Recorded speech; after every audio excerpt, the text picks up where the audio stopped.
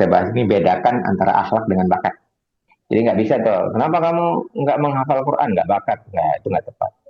Kalau nggak bakat, nggak perlu menjadi penghafal, tapi menghafal harus. Karena perlu dipakai buat sholat, untuk mengokohkan jiwa.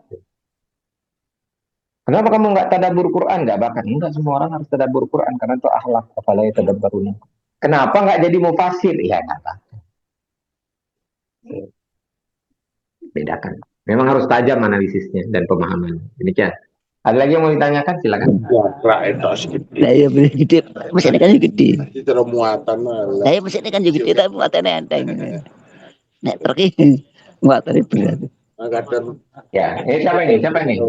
bisa Yang suaranya masuk. rata-ratanya.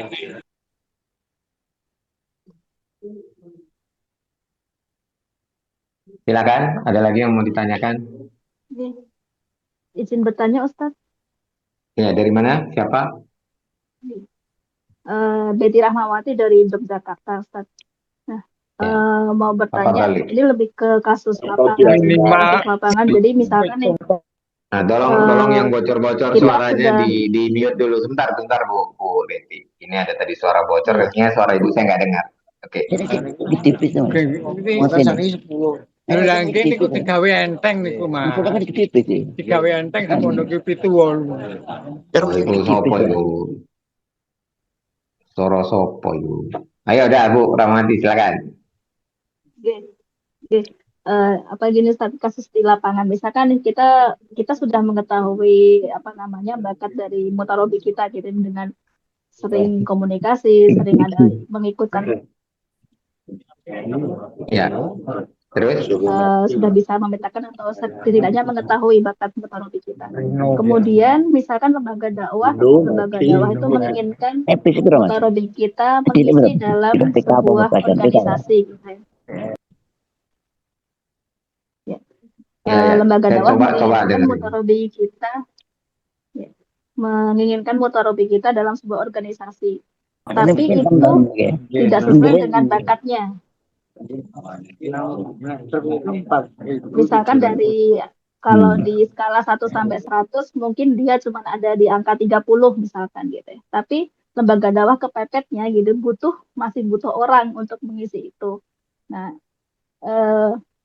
sebenarnya kita tahu apa ya resikonya, atau mungkin dia cuma bisa mengisi 30% untuk di bakatnya itu gitu ya. Nah, sebenarnya bagaimana cara kita untuk dia tetap ada di posisi mengisi posisi itu, tapi kita bisa menjaga biar produktifnya dia itu masih bisa maksimal, gimana Ustaz? Cara kita untuk mengelola dia. Cara bodoh itu Ya.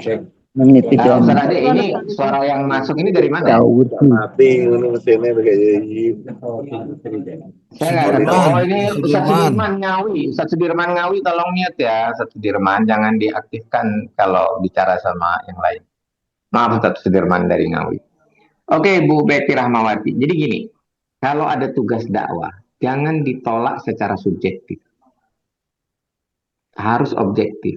Kalau dibilang nggak bakat, itu harus ada bukti dia tidak berbakat. Memang ada hasil pemetaan bakat. Dia bisa tunjukkan, memang saya nggak cocok di sini, gitu. Dan insya Allah nanti ya tentu organisasi ya lembaga itu perlu dipahamkan tentang konsep bakat ini sehingga nanti bisa menerima argumentasi objektif. Kemudian kalau tetap disuruh ya udah ikut aja, namanya tugas dakwah. Ya. Saya tuh daya sapa saya sangat rendah, tapi kalau disuruh menyapa kampanye ya udah saya lakukan, tapi pasti performanya nggak bagus. Mau bilang apa? Kalau disuruh menyusun strategi, bikin konsep kampanye, insya Allah saya kuat berhari-hari bekerja untuk itu. Nah, jadi karena tugas dakwah ya diterima apa adanya dulu. Tapi kita jelaskan, kita nggak cocok nih. Ini ada buktinya, bahkan kalau ada hasil tes talent mapping.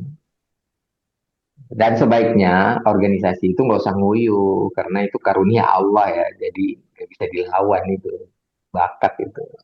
Bakat itu nanti menjadi dasar misi hidup. Ini nanti terakhir kita bahas tentang bakat sebagai misi hidup.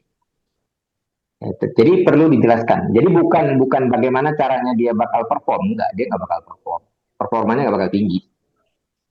Ya, itu resiko kalau ngelawan sunnatullah kan begitu. Walan tajida li sunnatillahi tabdila, walan tajida li sunnatillahi tahwila. Bakat itu kan sunnatullah yang Allah tanamkan pada diri manusia. Sunnatullah itu banyak ya, salah satunya bakat. Fitrah itu banyak, salah satunya bakat. Syakilah itu banyak, salah satunya bakat. Begitu, Bu. Jadi dikomunikasikan aja. Ini kan Ustadz Ade ini karena merasa ini penting, maka dibuat nih acara ini. Supaya konsep ini menyebar, banyak orang memahami. Gitu. Sehingga nanti kita punya efisiensi dalam berdakwah. Syukur Ustaz, jazakallah khair. Ustaz, ini ada pertanyaan Ustaz. Ya, dari Ca. Halo, Ya, saya dari bisa baca. Huria Dari Ustaz. itu, Bagaimana mengetahui bakat kita yang paling kuat, Ustaz? tadi Mana kita mengetahui renungkan bakat kita aja. yang paling kuat? Ya kita Hmm. renungkan aja. Oh ya, ini ya ini. Pakai kriteria 4P. Misalnya kita ketika melakukan aktivitas menganalisa, kita enjoy nggak? Kita menikmati nggak aktivitas itu? Enjoy dalam arti menikmati nggak? Kemudian dibandingkan aktivitas lain, ya. Bukan dibandingkan orang lain ya, ingat, dibandingkan aktivitas lain. Ya. Jangan begini, jangan Ustadz Ferus misalnya lebih menikmati menganalisa daripada Ustadz Ade, enggak begitu. Tapi Ustadz Ferus lebih suka menganalisa daripada menyapa. Nah, gitu kalau bakat. Kalau ngebandingin dua orang itu hasilnya kompetensi. Kalau membandingkan dua aktivitas itu hasilnya bakat. Ya itu dicatat ya. Gitu. Nah, yang pertama lebih menikmati aktivitas mana yang paling dinikmati. Itu menunjukkan dia punya kekuatan di situ. Yang kedua, eh, lebih mudah nggak dia melakukannya daripada aktivitas lain? Mana yang paling mudah bagi dia? Lebih mudah melakukan aktivitas berpikir yang banyak menuntut berpikir atau yang banyak menuntut sering ketemu orang? Atau yang banyak sering menggunakan tenaga, semangat, otot, atau striving in English. Kemudian yang ketiga, ya, mana yang lebih excellent hasilnya dibanding aktivitas lain, bukan dibanding orang lain. Ya. Kemudian yang terakhir, mana yang lebih earn, lebih menghasilkan, lebih dihargai orang. Saya kalau kalau ngajar lebih dihargai daripada kampanye. Gitu. Berarti saya itu lebih lebih punya kekuatan di situ. Nah, secara sederhana untuk memverifikasinya pakai 4P. Tapi kalau mau mengenal secara detail dan tajam pakai tools dan itu berbayar yang namanya talent search.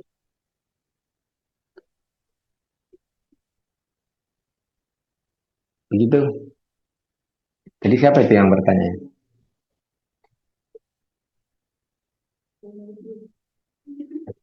Mudah-mudahan terjelas.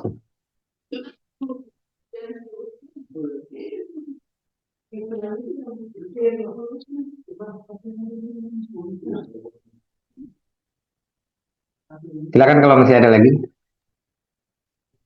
Assalamualaikum Ustadz, izin bertanya Tunggal. Ya, silakan Bu Dini. Dari mana Bu Dini? dari Jakarta Ustadz. Ya. Hasil 7 terbawah dari bakat itu talent mappingnya salah satunya adalah empati Ustadz. Nah ketika kita Ya. menjadi murabi, sementara kan kita pasti dituntut untuk lebih bisa berempati ya terhadap binaan kita sebagai juga salah satu bentuk tauladan gitu kan, agar binaan kita juga bisa berempati khususnya pada problematika umat lah kurang lebih seperti itu. Nah, sementara kan secara bakat gitu ya, kalau udah diukur itu termasuk bakat yang terbawah. Nah, kira-kira untuk mengasahnya atau mungkin menghindarinya itu seperti apa caranya Ustadz? Gitu. Ya. Jazakallah Ustadz. Assalamualaikum. Ya, Waalaikumsalam. Empati itu sebagai bakat itu nggak bisa diasah, nggak bisa dimunculkan. Kalau memang dia nggak kuat, pasti selamanya dia lemah. Dan seorang murabi tidak dituntut berbakat empati, karena empati itu untuk perawat. Gitu. Empati itu artinya mudah merasakan perasaan orang. Kalau kita nggak ada keharusan seperti itu, kita harus suka memajukan orang. Itu bakat developer. Tapi kalau seorang murabi punya bakat empati, bagus sih, bagus. Kemudian bedakan empati dengan simpati. Kalau empati itu sesekali, ya bakatnya hitam di bawah itu nggak apa-apa. Orang dibutuhkan sekali. Ketika dia susah, kita berempati. Kalau orang bakat empati itu mudah merasakan perasaan orang, baik ketika senang, ketika susah, itu dia gampang banget merasa. Dia punya punya apa namanya sensor di dalam dirinya ditanam Allah. Gitu.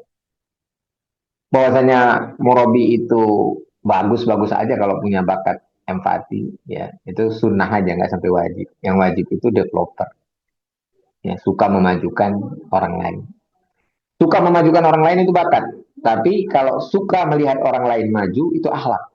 Nggak suka lihat orang lain maju, akhlak buruk. Suka melihat orang lain maju, akhlak baik. Kalau nggak suka berarti psikopat. Tapi suka memajukan orang lain itu bakat.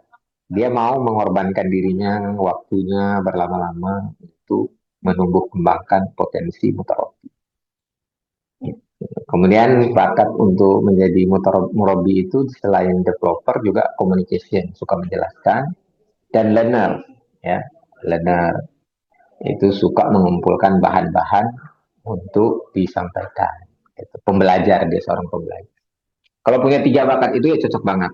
Apalagi kalau bakatnya itu teratas, ya 1 sampai 7, 8 sampai 14 saja udah cukup. Ya, di urutan 8 sampai 14 sudah cukup. Kalau 1 sampai 7, wah, itu wajib banget dia jadi murabi gitu. Gitu Bu, jadi empati itu kalau dalam konsep talent mapping bukan seperti empati di orang rumah punya empati loh gitu. Ini empati untuk profesi gitu. Kalau yang dipakai untuk gini ya, kan nggak semua orang punya bakat disiplin. Nggak semua orang punya bakat disiplin, tapi semua orang harus disiplin. Jadi apa bedanya? Bedanya gini, kalau nggak punya bakat disiplin, jangan jadi administratur, tapi tetap harus ya disiplin waktu gitu. Kalau bakat disiplin suka menata. Nah, tata menata itu kan pekerjaan administrator. Jadi dia jangan jadi administrator, tapi dia tetap harus punya disiplin waktu, tepat waktu gitu. Komitmen dengan nilai itu kan disiplin juga. Tapi itu disiplin. Jadi ada beberapa istilah atau tema bakat yang 34 itu yang dia beririsan dengan tema-tema akhlak. Disiplin itu ada disiplin bakat, ada disiplin akhlak. Kalau empati itu bakat sebenarnya. Itu untuk jadi perawat, ya itu butuh bakat empati. Untuk jadi guru TK itu bakat empati. Nah kalau enggak siswanya nangis apa sih? Ya, emangnya gue pikirin. Nggak ada sensornya, nggak kuat. Tapi kalau Robi punya bakat empati bagus-bagus. Tapi sunnah aja itu nggak wajib. Sehingga nggak bisa gini. Kenapa kamu nggak mau jadi murabi? Nggak punya bakat empati? Ya, bisa. Karena empati itu dipakainya nggak sering. Jadi yang kita bakat 7 itu, yang terbawah ya, 7 terbawah itu tetap dipakai tapi nggak sering. Nggak mungkin lah kita nggak pakai sama sekali empati. Nggak mungkin. Misalnya kita bakat analitikalnya nomor 34. Bukan berarti kita nggak pernah menganalisa. Kita bisa menganalisa dan akan sering juga akan beberapa kali menganalisa, tapi bukan menjadi dasar kita memilih profesi. Jangan pilih profesi sebagai eh, ahli kimia analis, sebagai apoteker, sebagai data analis, ya jangan jadi profesi gitu. Bahwasanya kita punya tugas-tugas aktivitas menganalisa sesekali, ya itu nggak mempengaruhi, nggak membuat kita menjadi lelah. Tapi kalau intens dilakukan, baru lelah. Gitu. Kalau nggak punya bakatnya, ya, nggak punya bakat, tapi harus intens dilakukan, maka lelah. Saya menemukan banyak murabi yang tidak punya bakat empati, tapi itu masih bisa ditolerir karena bisa di backup oleh yang lain yang punya bakat. Tapi kalau dia nggak punya bakat developer, nah itu problem. Developer ini bukan pembangun rumah ya, pembangun sumber daya manusia. Karena kalau Murabi punya Ada. bakat empati, ya Murabi punya bakat empati, tapi nggak punya bakat developer. Ini tuh cuman kerjanya eh, peduli, tapi nggak bisa ngembangin. Cuman kasihan aja bawaannya, dia kasihan sama bidan. Tapi dia nggak bisa memajukan bidan. Nggak ada dorongan memajukan. Cuman dorongannya mengasihan, paling merawat. Sedangkan fungsi tarbiyah itu adalah menumbuh kembangkan. Satu akar kata dengan riba itu berbunga, flourish in English. Gitu. Ya, tarbiyah itu kan tanmiyah, artinya menumbuh kembangkan, developing activity. Oke, kurang lebih seperti itu. Memang ini perlu penajaman pemahaman istilah, ya, karena ini disiplin ilmu, ya, supaya kita nggak salah menempatkan.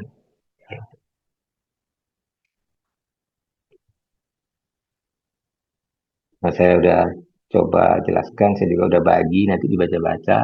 Kalau masih ada yang belum paham, nanti bisa chat di grup. Kalau bisa dibikin grupnya, ini semua yang terdaftar di sini 50-an orang.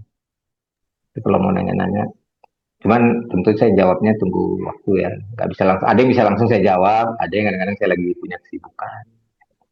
Ustadz, Tapi ini menurut saya penting, karena nanti akan, ini kan tujuannya supaya terbiahnya jadi muntijah, jadi produktif dan murabinya bahagia. Ya, silakan. Dari siapa lagi tadi? itu dari Sahrul, Ustadz.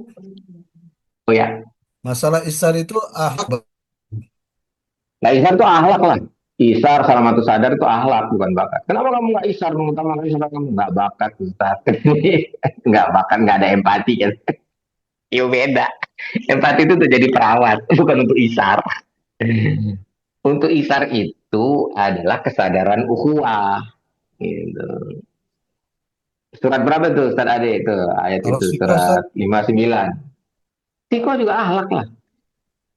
Ya, itu akhlak. Gini bedainnya, kalau akhlak dia ada value-nya, ada baik, ada buruk, ada terpuji, ada tercela, ada mamduhah, ada madmumah. Kalau bakat itu muntijah atau muntijah. Jadi beda value dia, beda value. Kalau ada baik dan buruk itu akhlak, atau moral in Inggris. Etik sebenarnya lebih tepatnya. Karena moral itu kadang-kadang artinya mental, semangat. Tapi kurang lebih lah. Nah, jadi bedainnya gitu. Kalau kita bicaranya baik buruk, itu akhlak. Kalau kita bicaranya produktif, tidak produktif, itu bakat. Karakter, ya, dua-duanya karakter. Akhlak karakter, bakat karakter. Artinya dasar karakter. Kalau akhlak, kita nyebutnya karakter moral. Kalau bakat, nanti mempengaruhi karakter kinerja. Semua orang harus jujur, tapi nggak semua orang harus jadi politisi. Jujur itu fardu ain, jadi politisi fardu kifayah. Ini udah nggak bakat jadi politisi, nggak jujur pula lagi, korupsi pula lagi. Ya udah dua kali lah problemnya. baik, Ustadz masih ada sisa waktu, Ustadz 25 menit. Ya, monggo Ya, Ustadz kalau mau melanjutkan ya, penjelasannya di sisa ya, waktu 25 menit ini, Ustadz. Silakan. ya. Kalau bisa ditampilkan slide terakhir yang saya kirim bisa nggak? Saya nggak bisa nge-share dari Ini sini. sama ini Ustadz, ini karena udah kadung masuk Zoom dulu, kan Zoom ini melalui WA Ustadz, WhatsApp. Nah, sementara Oh, materi antum masih ada di WhatsApp.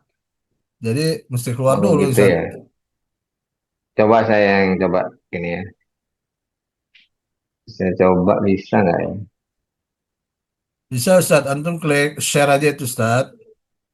Share, klik, arahkan ke materi. Coba. Karena saya menggunakan device yang berbeda, Ustaz Ade. Saya coba share dulu ke device yang ini. Saya coba buka.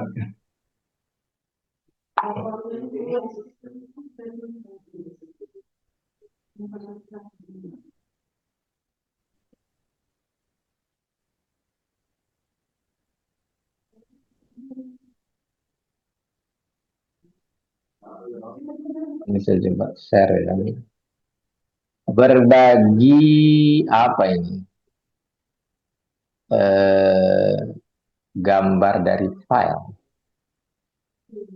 Eh, Berbagi gambar dari file ya, coba.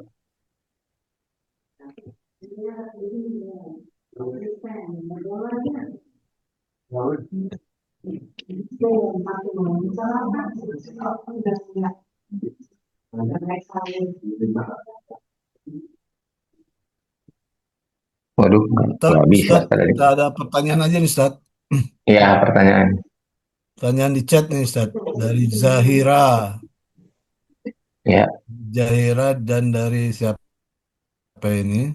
Eh, saya kira dari Bu Lisa. Ustadz Dari Afwan, bro, dari Sahrul sama dari Raffi ada 3.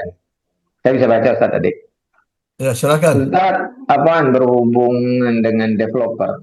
Bagaimana kalau sebagai murabi sudah berusaha menumbuhkan dan mengembangkan potensi murabi, tapi murabinya yang kurang respon atau bahkan tidak mau berkembang, merasa cukup dengan kondisi yang ada.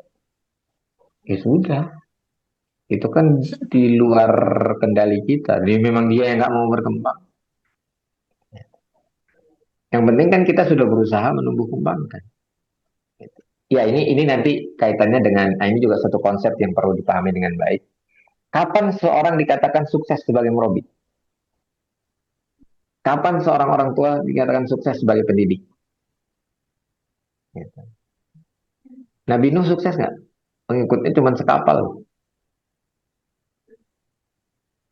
Jadi sukses menjadi murabi itu ketika kita sudah menggunakan metode yang tepat. Bukan ketika orang itu berkembang. Bukan. Karena itu di luar rentang kendali. Di luar span of control. Itu maksudnya cuma span of circle of concern. Lingkaran peduli. Kita peduli, tapi kita kan nggak bisa kendalikan karena dia punya kemauan. Lasta alaihim bimusaitir.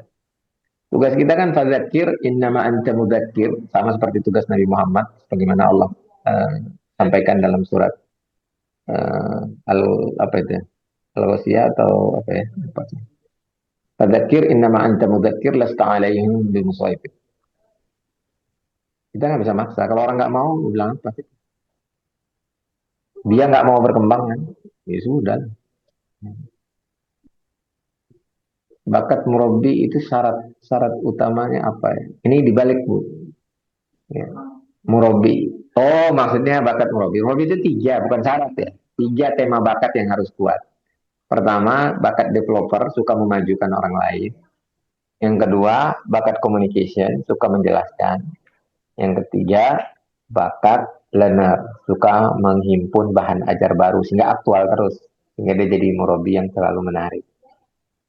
Kalau enggak nanti jadi paralon aja, dia monoton, ditinggalin sama murabi.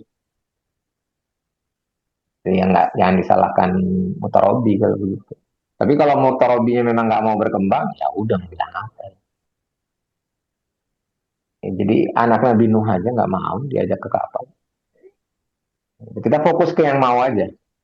Kalau konsep kita itu kan mengenal istilah anasirut taghyir wa qabilit taghyir. Kita mengutamakan yang qabilit taghyir.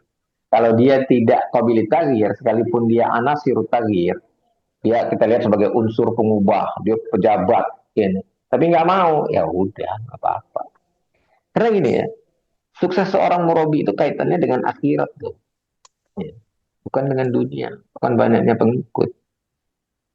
Tapi kita sudah menjalankan tugas dari Allah ya. Jadi kalau nggak ada yang ikut, kalau kita udah menjalankan tugas kita, dia tetap sukses. Sukses itu kan masuk surga. Dalam surat Al-Fatah itu kan. Liudkhilal mu'minina wal mu'minati jannatin tajri min tahtihal anharu khalidina fiha wa yukaffiru anhum sayyi'atihim wa kana dzalika 'indallahi fawzan 'azim. Jadi Allah mau agar orang-orang beriman itu dengan kemenangan itu ya berorientasi untuk Allah masukkan ke dalam surganya, kekal di dalamnya ya, dan dihapus segala keburukan-keburukannya. Yang demikian itu adalah sukses yang besar. Jadi Fauzan Azimah itu bukan banyaknya mutarobi, tapi kita sudah menyampaikan manhaj dengan sebaik mungkin, dengan metode yang baik, dengan cara yang baik, ya. Dan nanti kita masuk surga. Sukses perjuangan di Palestina itu bukan ketika berdirinya negara Palestina, tapi ketika mati syahid dan masuk surga. Harus selalu nih pakai ini. Indonesia stand with Palestine. Coba setiap orang, ini nggak ada bakat nih, bukan bakat ini. Ini mah akhlak nih, ngebela saudara. Pakai ginian, boykot, itu akhlak. Kenapa nggak boykot? Gak bakat, nggak boykot, nggak perlu bakat. Kenapa nggak pakai ginian? Nah, pakai atribut. Coba bayangkan nih, orang ke airport pakai ginian. Semua orang-orang yang gitu. Di Amerika banyak kok orang menggunakan atribut Palestina, dan walaupun kalau mengatakan free Palestine, free Palestine from the river to the sea itu dipidanakan, mereka nggak peduli. Di Indonesia nggak dipidana. Tapi karena nggak dipidana, malah nggak ada yang mau tuh. Gitu, pakai ginian dan tetap boykot. Coba bayangkan tuh orang di terminal banyak yang pakai ginian. Gemeter itu yang namanya Yahudi. Yang paling ditakuti Zionis itu adalah bukan Yahudi ya, Zionis. Yang kita musuhi Zionis. Itu adalah kesadaran umat manusia bahwa Zionis itu negara apartheid, ilegal, dan nggak perlu ada di muka bumi.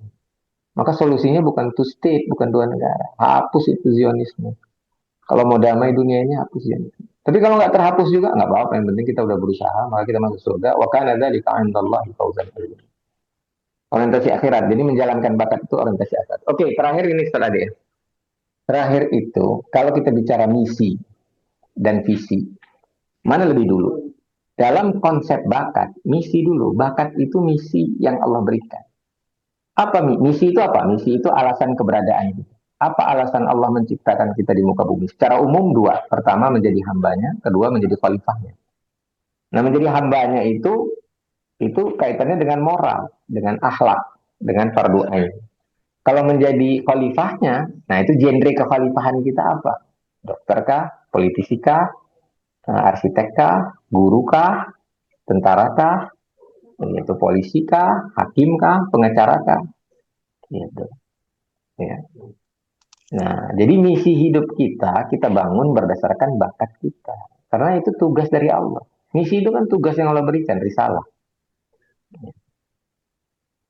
Nah, baru setelah itu cita-cita. Kalau misi kita adalah Allah kasih itu bakat analytical dan restoran. Nah, berarti cocok untuk mengembalikan ke keadaan semula, melakukan aktivitas diagnosis. Nah, pilihan-pilihannya mau jadi dokter atau mau jadi teknisi perawatan. Perawatan ini perawatan mesin, alat, gitu. Nah, jadi apa namanya repair. Ya, punya bisnis body repair, misalnya. Punya bisnis bengkel, gitu. Jadi kuliahnya di teknik atau di kedokteran, sama-sama menyembuhkan, sama-sama memulihkan, sama-sama mengembalikan ke keadaan semula. Jadi misi hidupnya Allah kasih adalah mengembalikan ke keadaan semula. Baru bangun dari situ cita-citanya, visinya. Visinya apa? Oh, saya mau jadi dokter bedah saraf. Nah, itu cita-cita. Jadi cita-cita di atas misi. Kebanyakan orang bangun visi dulu baru misi. Kebalik jadinya. Belum tahu dia tugas yang Allah kasih, sudah bercita-cita. Harusnya kita tahu dulu tugas yang Allah kasih ke kita itu apa. Nah, itulah bakat. Bakat itu tugas yang Allah kasih. Jalankan aja. Kalau rezeki mah dari Allah lah. Ustadz, boleh tanya lagi? Boleh. Silakan. Nah, ini siapa tadi yang mengatakan cocok banget jadi Robi? Saya ingatkan dulu bahwa waktu kita masih 15 tinggal menit 10 lagi. menit lagi ya. Ya, Masih lewat dikit baik boleh ya. lah, Ustaz Ade. Maaf Oke, tadi jadi kepental. ini apa? Sebentar Begini nih, ada Ustadz, satu yang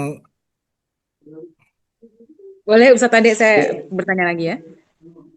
silakan dulu. Iya, jadi gini Ustadz, pertanyaan saya, apakah mental block itu, misalnya ada anak yang tidak bakat dengan matematika, kemudian dia mengalami mental block, itu ada hubungannya juga dengan bakat yang tidak bisa berkembang, Ustadz? Ya, saya jawab langsung ya. Nggak ada orang nggak berbakat dengan matematika. Karena matematika itu prosesnya outside in, dimasukkan. Itu tinggal dilihat dia gaya belajarnya apa. Tapi ada orang gini, nggak bakat jadi matematikawan. Semua orang bisa belajar matematik. Kenapa ada anak nilai matematikanya rendah? Gurunya nggak jago ngajar, gurunya yang nggak bakat. Bukan anaknya. Nggak ada istilah bakat matematik. Kalau bakat itu bukan ke ilmu, bakat itu ke profesi. Bakat matematikawan gitu. Bakat jadi guru matematik. Kalau nggak bakat jadi guru matematik, ya muridnya pasti nggak teman dan nggak berkembang. Karena dia kinerjanya kan turun. Walaupun dia sarjana matematikawan, kalau nggak bakat jadi guru matematik, ngajarnya nggak enak. Males-males dia. Kapan libur pikiran. Oh, bodo amat gitu. Gua ajar nggak ngerti-ngerti. Nah, karena nggak punya bakat developer. Kalau punya bakat developer, sabar. Sebodoh apapun, terus aja. Jadi ini saya katakan tadi penting sekali kita dalam penggunaan diksi itu istilah-istilah ya pilihan kata dan istilah itu memahami konsepnya gitu. Iya. Jadi bedakan pinter matematik sama matematikawan. Kalau pinter matematik itu bukan bakat, itu prosesnya outside in. Itu masalah metode dan masalah bahan ajarnya bagus nggak. Ya. Nggak ada orang kalau IQ itu kaitannya dengan IQ sebenarnya. Bakat tapi bakat IQ bukan bakat produktivitas. Bakat menyerapnya dan merespon. Itu lain lagi temanya, tema IQ. Kalau orang IQ-nya 90 sampai dengan 120 itu semua bisa belajar matematika. Semua bisa memahami matematika. Cuman ada yang cepat, ada yang lambat gitu aja. Tapi beda nanti dengan apakah cocok atau nggak cocok dia jadi matematikawan atau jadi guru matematik. Itu juga beda. Jadi matematikawan dan guru matematik itu butuh buku bakat yang berbeda. Kalau jago matematik itu masalah kemauan belajar dan cara gurunya mengajar. Jadi nggak ada orang nggak bakat biologi, nggak bakat menjadi botanis, nggak bakat menjadi hortikulturis, itu ada. Ada orang yang nilai biologinya tinggi, tapi nggak bakat dia menjadi petani, karena beda. Yang satu prestasi akademik, prosesnya outside in, yang satu inside out, bawaan oro. Semua orang bisa matematika. Kalau gurunya ngajarnya dengan metode yang baik dan tepat. Kalau gurunya nggak bakat, ya udahlah. Jangan salahkan muridnya. Guru kan lebih enak nyalain murid ya, daripada introspeksi. Baik, Murobi lebih baik. enak nyalahin mutarobi daripada mengintrospeksi dirinya. Saya kalau binaan saya nggak datang kayak ini gue udah mulai membosankan apa ya, boring ya materi itu aja ya. Diskusinya nggak tahu apa kurang kurang apa kurang mencerahkan gitu, kurang bahan ajar baru, kurang searching.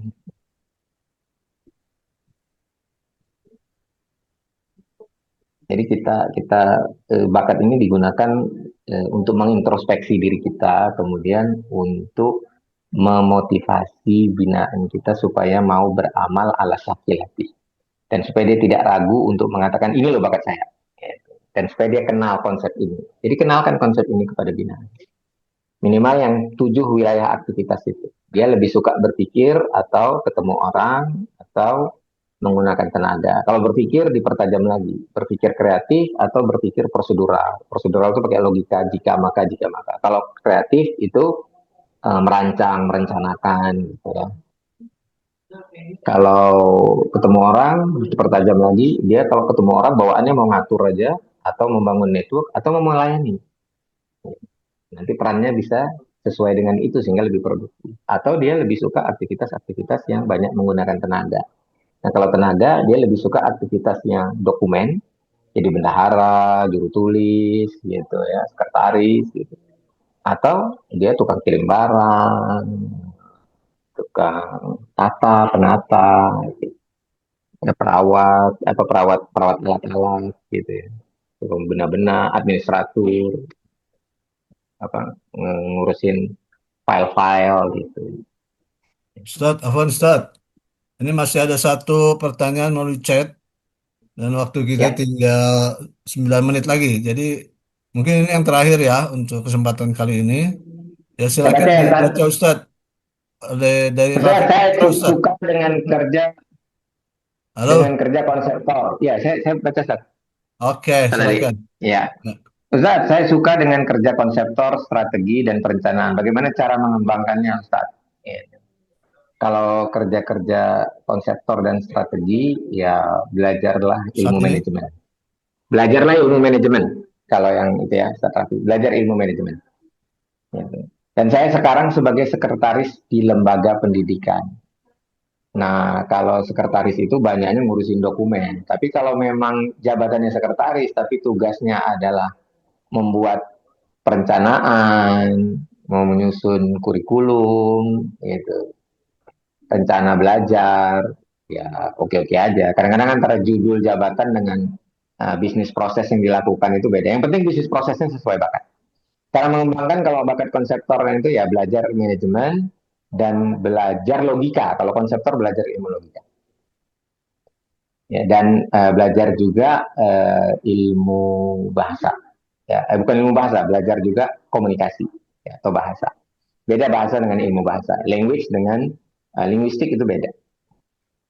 Kemudian Anda cocok sepertinya cocok banget jadi murabi jika dilihat dari syarat utama kajian bakat untuk developer 100%, komunikasi agak lemah, learner 80%. Ini udah lumayan cocok. Karena saya berpikir sebelum ini nggak cocok jadi murabi.